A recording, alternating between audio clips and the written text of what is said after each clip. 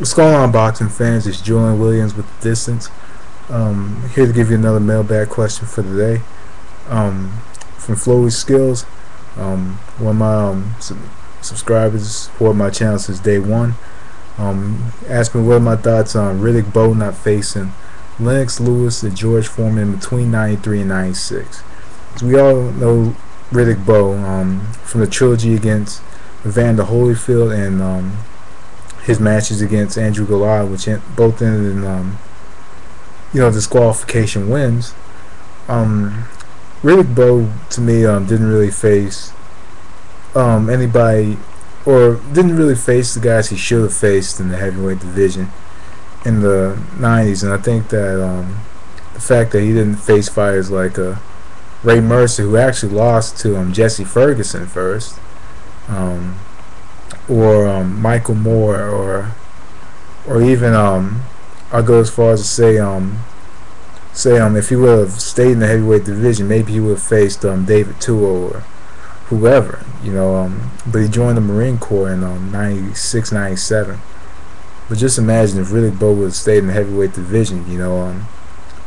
As you guys know, Riddick Bowe was a 1988 Olympian from Korea, super heavyweight.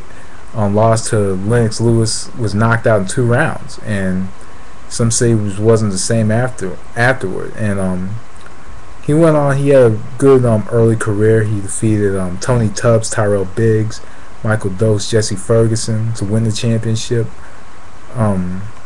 Defeated those fighters who were actually good fighters back in the day. I think Tubbs was a former heavyweight champion in the 80s. So these are some pretty good, good opposition for a young fighter. And he faced Evander Holyfield, and he was the first man to beat Evander Holyfield. And he unified, I believe he unified the heavyweight titles with this matchup with Holyfield, and they went on to have a very classic trilogy. They have a very classic trilogy. And I think in the third fight, Bowe knocked out Holyfield in like the 8th round. So overall, I think Riddick Bowe didn't really stay dedicated to his craft. So it kind of makes a lot of people wonder about what he could have been, because after his first loss, or say after his first win to Holyfield, it all went downhill from there, because after that, he started to gain weight. He just wasn't as dedicated as he was when he first began his career. He was like pretty much the anti-Mike Tyson. He was from the same area, same part of Brooklyn, Brownsville, Brooklyn.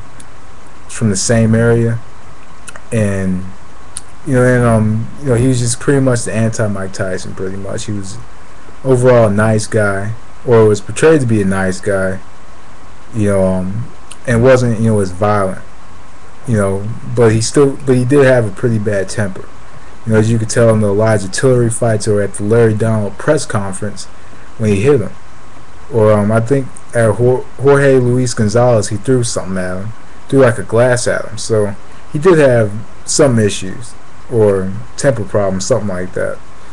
But it was very evident with Riddick Bowe that he did duck Lennox Lewis. I'm going to say he ducked Lennox Lewis because he threw his belt in the trash. Honestly, if you ask me, that's a very coward move. It's a real coward move to throw your belt in the trash to avoid facing somebody.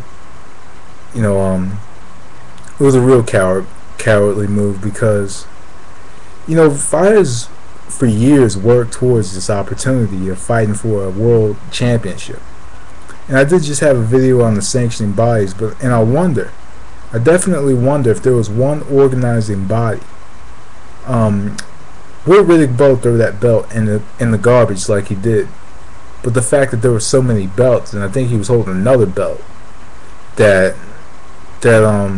he didn't have to face Lennox Lewis, and that was one of the problems with sanctioning bodies. But that was another video. But George Foreman, I thought he should have at least tried to face George Foreman, or Shannon Briggs, or even David Tua. some of these men he should have faced them in the 90s.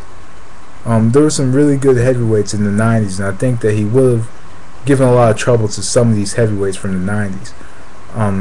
But overall, throwing your belt in the garbage and then going to the Marine Corps, that's ducking. We talk about other fighters ducking fighters, but these fighters aren't bold enough to throw their belt in the garbage.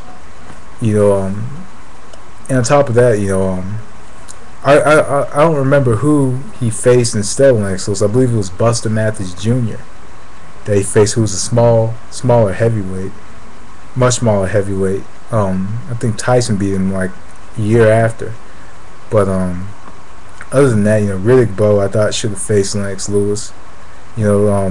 Because that puts a real black mark on his resume that he threw his belt in the garbage not to face Lennox Lewis. That was a real cowardly move.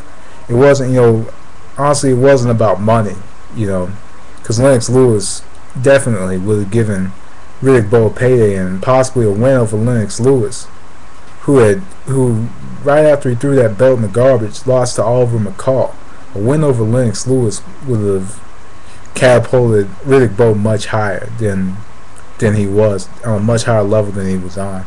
And I think that Riddick Bowe could have possibly beaten Lennox Lewis in the 90s, could possibly be defeated him, because because he was a different fighter before. Like when the night he stepped in and fought Oliver McCall, and the night he stepped in and fought Mike Tyson, or I'd say Evander Holyfield the first time, he was a different fighter. He was a different fighter when he was under the tutelage of Manny Stewart than of his other trainers. So I think Riddick Bowe would have a chance against Lennox Lewis early in his career, but he ducked him. George Foreman, maybe. I think he could have defeated George Foreman. I think he could have outworked him. Could outwork George Foreman, because Riddick Bowe could take some good shots on the chin as well. He was a tough fighter. But overall, that black mark that will always be on Riddick Bowe's resume is throwing that belt in the garbage, throwing his WBC championship in the garbage. That will always stand out, because fighters work for years to be on that level and hold titles and have these opportunities. And for him to throw that belt in the garbage was just was wrong. But anyway, that's my thoughts on my opinion on Riddick Bowe not facing Lennox Lewis or George Foreman in the 90s. He still fights sporadically now. I think he's fighting Tommy Morrison, so he's fighting him in March. So we'll see what happens with that. But overall, Riddick Bowe will never be a champion again. And other than never being a champion again, Riddick Bowe, I think Riddick Bowe is just kind of a bit of a gatekeeper now. I think he lost his money and he's just fighting now. And I don't think it would be that way if he didn't retire and go to the Marine Corps. I think if he continued fighting, we'd possibly be talking about future Hall of Famer Riddick Bowe, but who knows? I don't think Riddick Bowe's going to the Hall of Fame, especially after throwing his belt in the garbage to avoid a fight. So anyway, that's my thoughts on that. That was the distance. Be sure to if you like me to answer a question, just send me a question to my inbox, and I'll answer it on video. Thanks for watching. That was the distance. Peace.